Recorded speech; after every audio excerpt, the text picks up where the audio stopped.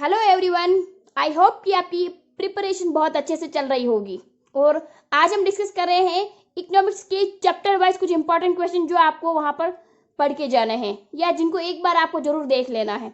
Chapter 1 जो हमारा introduction दे रखा है उससे आप सबसे पहले जो छोटे क्वेश्चन बनते हैं उसमें वार्ता बन सकता है, फादर ऑफ द इकोनॉमिक्स बन सकता है, उनकी बुक्स के बारे में पूछा जा सकता है और किस ईयर पब्लिश हुई पूछा जा सकता है। इसके साथ साथ डेफिनेशन पूछी जा सकती है।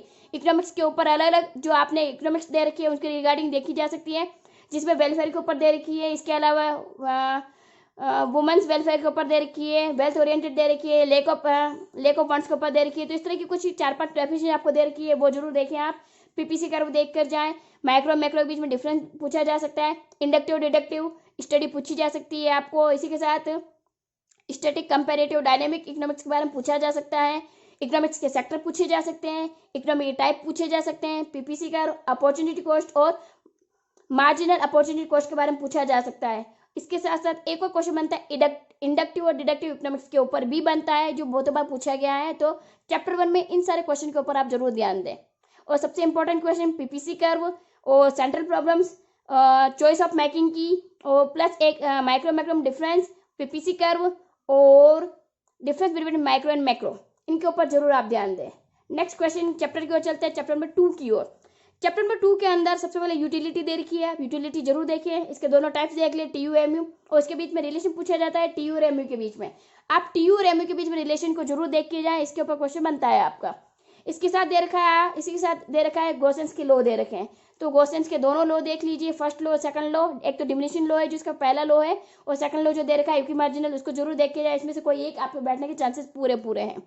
इसके साथ नेक्स्ट बनता है इसका इंडिफरेंस कर्व, आईसी कर्व के ऊपर क्वेश्चन बन सकता है और उसकी कैरेक्टरिस्टिक पूछी जा सकती है। और लास्ट जो क्वेश्चन बनता है इसका कंज्यूमर इक्विलिब्रियम के ऊपर क्वेश्चन बनता है, इसे आप जरूर देख के जाए।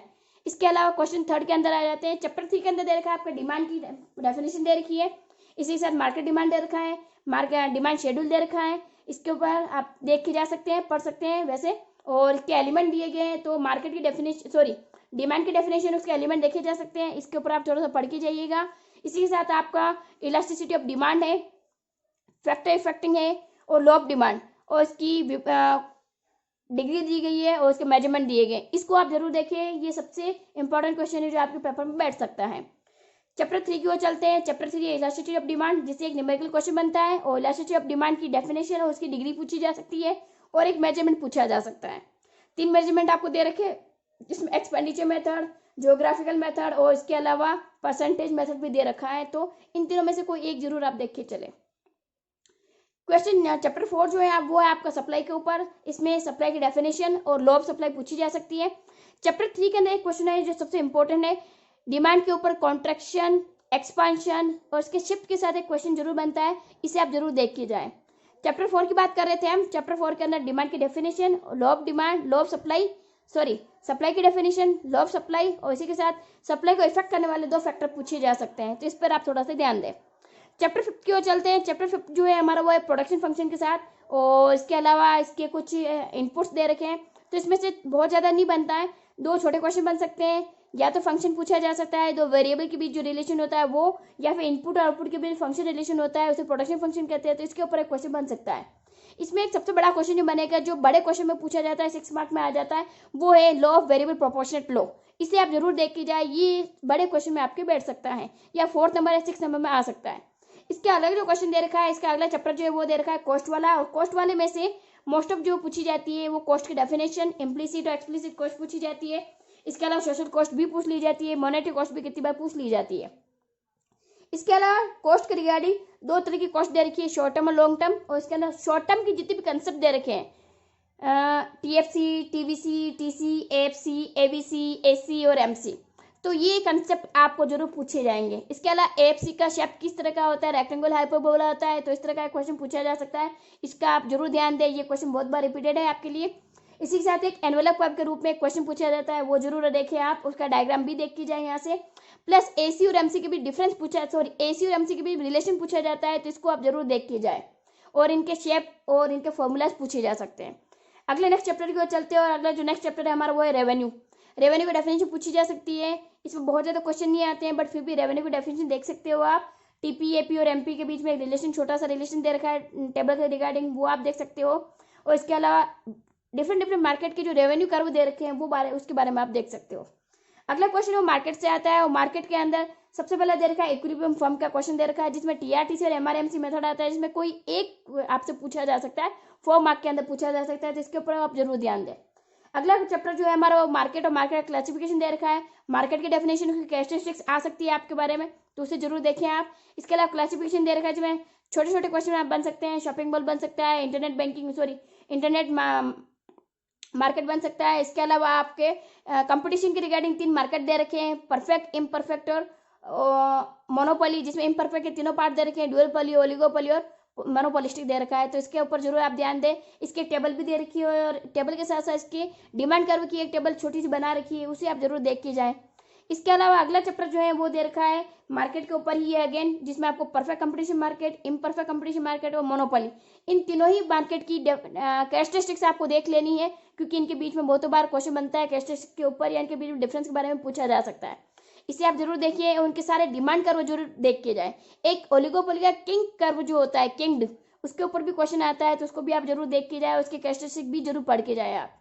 इसके अलावा नेक्स्ट चैप्टर जो बनता है वो बनता है डिमांड और सप्लाई के अंदर शिफ्ट वाला कोई चैप्टर बनता है, इंक्रीज डिक्रीज शिफ्ट वाला क्वेश्चन बनता है, इक्विलिब्रियम वाला, तो मार्केट इक्विलिब्रियम पूछा जा सकता है, एक्सेस डिमांड एक्सेस सप्लाई पूछी, मार्केट डिमांड इक्विलिब्रियम के साथ साथ increase in demand increase in supply, इनके साथ क्वेश्चन बन सकता है, या दोनों के साथ इंक्रीज डिक्रीज पूछा जा सकता है, और इसके ऊपर इक्विलिब्रियम की क्या इफेक्ट पड़ेगा वो पूछा जा सकता है, तो इनके डायग्राम जरूर आप थोड़ा सा देख के जाए। इसके अलावा नेक्स्ट चैप्टर जो है 13, 14, 15 दे रखा है, एनआई के चैप्टर से है, 13, 14, 15 के जो एनआई के चैप्टर से हैं, एनआई के अंदर एनआई की डेफिनेशन पूछी जा सकती है। इसके अलावा कंज्यूमर गुड्स क्या होती हैं, फाइनल गुड्स क्या होती है, इंटरमीडिएट गुड्स क्या होती है, डेप्रिसिएशन क्या होता है, कैपिटल गुड्स क्या होती है, इनके एग्जाम्पल पूछे जा सकते हैं, इसको आप जरूर देख के जाएं। और एनआई के मेजरमेंट की तीनों मेथड, जीवीए मेथड जिसको प्रोडक्शन मेथड बोलते हैं, इसके अलावा इनकम मेथड और एक्सपेंडिचर मेथड, इसके ऊपर क्वेश्चन बन सकता है, तो इनको आप जरूर देख के जाए। इनमें से एक श्योर है कि आएगा पेपर में आप, और इसी के साथ एक और के अंदर एक क्वेश्चन आता है एनआई से ही, वो आता है इनके कंसेप्ट के बारे में। तो कंसेप्ट 2 तरह से दे रखे, एक दे रखा है डोमेस्टिक सेक्टर के साथ और एक दे रखा है ज्योग्राफी सेक्टर के साथ, और एक पॉलिटिकल सेक्टर के साथ दे रखा है। पॉलिटिकल सेक्टर के अंदर दे रखा है आपका जीडीपी, जीएनपी, एनडीपी, एनएनपी, एफसीएट, इसके ऊपर बहुत सारे कंसेप्ट दे रखे हैं, पीसीआई, पीआई, पीडीआई, इनको लेकर बहुत सारे क्वेश्चन दे रहे हैं, मतलब कंसेप्ट दे रखे हैं, तो इनमें से कोई 4 कंसेप्ट आप जरूर देख के जाइएगा, पूछा जा सकता है। और एक और क्वेश्चन बनता है एनआई और वेलफेयर के बीच में रिलेशन पूछा जा सकता है, और उसके ऊपर एक्सेप्शन भी पूछा जा सकता है, तो इसका आप जरूर ध्यान दें, इसके बारे में पढ़ के जाएं जरा आप। इसके अलावा इनकम का एक सर्कुलर फ्लो दे रखा है आपको, वो जरूर देख के जाए, जिसको फ्रैंक क्विज ने दिया था, तो ये जरूर आप थोड़ा सा देख के चलें। इसके बाद आता है मनी एंड मनी फंक्शन के ऊपर, चैप्टर पूरा ही इंपॉर्टेंट है आपके लिए। मनी की डेफिनेशन हार्टली विदस द्वारा पूछी जा सकती है, सेलिगमैन द्वारा पूछी जा सकती है, डेरिवेशन पूछी जा सकती है, मोनेटा वर्ड से हुई और रोम की देवी जूनो के नाम से जाना जाता है, तो ये कुछ पूछा जा सकता है, डेफिनेशन पूछी जा सकती है, उनके फंक्शन पूछी जा सकते हैं। इसी के अंदर एक सबसे इंपॉर्टेंट क्वेश्चन बनता है M1, M2, M3, M4, money supply के मेजरमेंट के ऊपर दे रखा है ये आपका, और ये जरूर आ सकता है आपके पेपर के अंदर, तो इसको जरूर थोड़ा सा पढ़ के जाए। इसका जो अगला चैप्टर है वो है कमर्शियल बैंक और आरबीआई का दे रखा है, तो कमर्शियल बैंक और आरबीआई की वर्किंग प्रोसेस जो होते हैं, इनके फंक्शन जो होते हैं, इनके बीच डिफरेंस पूछा जा सकता है।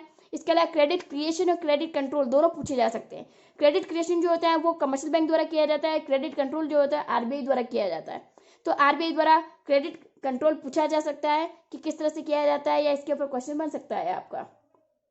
इसी के साथ एक और क्वेश्चन, छोटे छोटे क्वेश्चन पूछे जा सकते हैं इसके अंदर, कि बैंक रेट क्या होती है, एसएलआर क्या होती है, सीआरआर क्या होती है, repo reverse rate, repo rate, reverse repo rate क्या होती है, करंट रेट पूछी जा सकती है, आरबीआई के गवर्नर आपसे पूछे जा सकते हैं, तो इसके ऊपर भी आप थोड़ा सा ध्यान दें।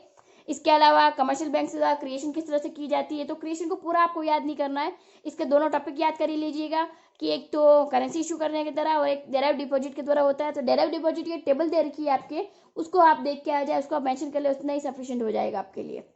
अगला क्वेश्चन दे रखा है, इसमें ये भी पूछा जा सकता है सेविंग की अकाउंट, जब भी अकाउंट मेंटेन किए जाते हैं या अकाउंट खोले जाते हैं बैंक के अंदर, कितने टाइप्स के अकाउंट खोले जा सकते हैं, ओवरड्राफ्ट फैसिलिटी क्या होती है, या चेक के बारे में पूछा जाता है, क्रॉस चेक क्या होता है, लाइन चेक क्या होता है, इसके बारे में कुछ छोटा मोटा पूछा जा सकता है, जिसके ऊपर जरूर ध्यान दें। डिमांड डिपॉजिट क्या होती है, इसके बारे में पूछा जा सकता है, इनके वर्किंग पूछे जा सकते हैं, या इसके फंक्शन पूछे जा सकते हैं, तो इसके ऊपर जरूर थोड़ा सा आप ध्यान दें।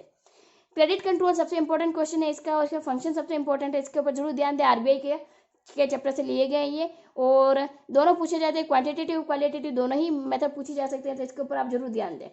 उसके बाद जो अपना अगला चैप्टर बनता है वो बनता है आपका इनकम एम्प्लॉयमेंट चैप्टर से बनते हैं। 3 चैप्टर दे रखे हैं आपके। इसमें सबसे पहले किन्स की थ्योरी दे रखी है, इसका एक साइकोलॉजिकल लॉ दे रखा है कंजप्शन का, उसे आप जरूर देख के जाएं। इसके अलावा एडीएस मॉडल दे रखा है, वो जरूर आप देखिए। मल्टीप्लाई दे रखा है एक आपका, उसे जरूर पढ़ के जाए। इन्वेस्टमेंट पॉइंट दे रखा है, एग्रीगेट डिमांड दे रखी है और एग्रीगेट डिमांड के ऊपर कंजप्शन और इन्वेस्टमेंट दे रखा है। C+I दे रखा है। कंजप्शन जो होता है इनकम पे डिपेंड करता है, उसके ऊपर क्वेश्चन पूछा जा सकता है। इन्वेस्टमेंट जो होता है वो इंटरेस्ट रेट और MEC के ऊपर डिपेंड करता है, तो MEC के ऊपर जरूर क्वेश्चन पूछा जा सकता है आपको। इसके अलावा मल्टीप्लायर प्रोसेस जो होते हैं उसको डायग्राम से आपको डिफाइन करने के लिए आ सकता है, तो उसको जरूर आप देख के जाए। और इन्वेस्टमेंट मल्टीप्लायर किसने दिया था, कब दिया गया था, RF खान, ये सब पूछा जा सकता है, तो इस पर थोड़ा सा आप ध्यान देके चलें। इसके अलावा ADS मॉडल पूछा जा सकता है और मैक्रो इकोनॉमिक सेक्टर के अंदर इक्विलिब्रियम पूछा जा सकता है, इनकम इक्विलिब्रियम निकालने के लिए पूछा जा सकता है, तो उसको आप जरूर देख के जाए। इसके साथ ही जो आपका अगला चैप्टर है वो दे रखा है बजट के साथ। बजट की डेफिनेशन है, इसके 2 ऑब्जेक्टिव पूछे जा सकते हैं। इसी के साथ बजट के अंदर अगर आप देखना चाहें तो इसके दोनों टाइप्स दे सकते हैं, रेवेन्यू और कैपिटल बजट दे सकते हैं। इसके अलावा कुछ अदर से भी टाइप दे रखे हैं, जिसके अंदर जीरो बेस बजट दे रखा है आपका, जनरिंग बजट दे रखा है, परफॉर्मेंस बजट दे रखा है। ये जरूर थोड़ा सा आप देख के चलें, क्योंकि ये बहुत बार आ चुके हैं पेपर के अंदर, तो ये जरूर आप देख के चलें। इसी के साथ एक और क्वेश्चन जो बनता है डीमोनेटाइजेशन के ऊपर बनता है, तो ये जरूर आप देखें। मॉनेटरी फिस्कल पॉलिसीज बनती है, इसको आप जरा देखें। इन्फ्लेशन क्या होता है, इन्फ्लेशन को कंट्रोल करने के लिए मॉनेटरी पॉलिसी किस तरह से अडॉप्ट की जाती है, इसके ऊपर एक क्वेश्चन बहुत अच्छा बन सकता है, तो इसको जरा आप देख के चलें। BOP और BOT के ऊपर क्वेश्चन बन सकता है, तो इसको जरा आप थोड़ा सा पढ़ के चलें। BOP और BOT बहुत बार आ चुका है एग्जाम के अंदर, इन्फ्लेशन बहुत बार आ चुका है। एक्सेस डिमांड एक्सेस सप्लाई के ऊपर पूछा जा सकता है, तो उसको भी थोड़ा सा आप ध्यान रखें। एक्सेस सप्लाई के समय कौन सी पॉलिसी अडॉप्ट की जाती है, या एक्सेस डिमांड के समय कौन सी पॉलिसी अडॉप्ट की जाती है, मॉनेटरी या फिस्कल अडॉप्ट की जाएगी, जिसके बारे में जरूर पूछा जाएगा आपसे। नेक्स्ट चैप्टर जो है उसके अंदर आपका दे रखा है इंटरनेशनल ट्रेड के ऊपर। इंटरनेशनल ट्रेड क्या होता है पूछा जा सकता है। इसके अलावा डोमेस्टिक ट्रेड क्या होता है, या क्लोज इकोनॉमी या ओपन इकोनॉमी क्या होती है, डिफरेंस पूछा जा सकता है इसके बीच में। आप जरा इसको पढ़ के चले, इसके इंपॉर्टेंस पूछे जा सकते हैं, इंटरनेशनल ट्रेड के इंपॉर्टेंस क्या होते हैं। इसके अलावा एक्सचेंज रेट किसे कहते हैं और एक्सचेंज मार्केट क्या होता है, उसके बारे में पूछा जा सकता है। एजेंट कौन कौन होते हैं इसके, ये पूछे जा सकते हैं आपके। एक्सचेंज रेट जो होते हैं उसके टाइप पूछे जा सकते हैं और उसके कुछ प्रिंसिपल दे रखे हैं, उसके बारे में पूछा जा सकता है, तो ये आप जरूर थोड़ा सा पढ़ के चलें। और जो सबसे लास्ट चैप्टर है आपका कैशलेस ट्रांजेक्शन, उसको आप जरूर देख के जाएं। इसमें से आपके कुछ फुल फॉर्म दे रखी है, AEPS आधार इनेबल्ड पेमेंट सिस्टम दे रखा है, भीम दे रखा है, USSD दे रखा है, इंटरनेट बैंकिंग दे रखा है, स्वाइप मशीन, ये सारे दे रखे हैं, ये सारे मीडियम दे रखे हैं कैशलेस ट्रांजेक्शन। इसको आप जरूर देख के चले, इसमें से 3 या 4 पूछे जा सकते हैं आपके। साथ ही साथ प्रिकॉशन दे रखी है, प्रिकॉशन देख के जाए, कोर्स देख के जाए, इसके एडवांटेज, लिमिटेशन, डिसएडवांटेज, ये सारी चीज़ें आप जरूर देख के जाएं, क्योंकि इनके ऊपर भी क्वेश्चन बनने की संभावना बहुत ज़्यादा रहती है और ये 4 या 6 मार्क के अंदर सबसे ज़्यादा पूछा जाता है, तो प्लीज़ इसको जरा आप देख के चलें। ये था हमारा छोटा सा रिव्यू इकोनॉमिक्स के चैप्टर के ऊपर, और हमने आपके सामने सारे इकोनॉमिक्स चैप्टर एक बार रिव्यू यहाँ पर शॉर्ट में बहुत शॉर्ट में रिव्यू करवा के रख दिए हैं। प्लीज़ आप इन सब के साथ जरूर एक बार पढ़ के चलें, एक बार जरूर देख के चलें, और आपकी जो भी क्वेरी हो प्लीज़ कमेंट बॉक्स में जरूर भेज दें हमें। हम आपके लिए हमेशा तैयार है इसके लिए कि हम आपके लिए रेडी रह सकें।